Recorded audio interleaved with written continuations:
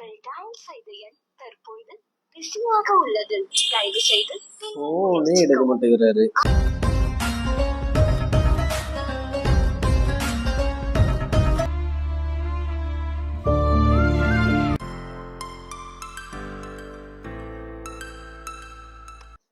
மணி sir, எப்படி இருக்கா இன்னார்?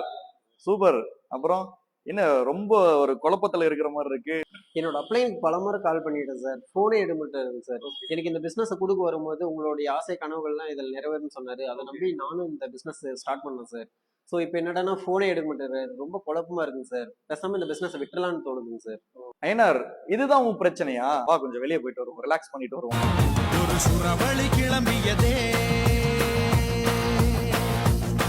சிவதாண்டவம் தொட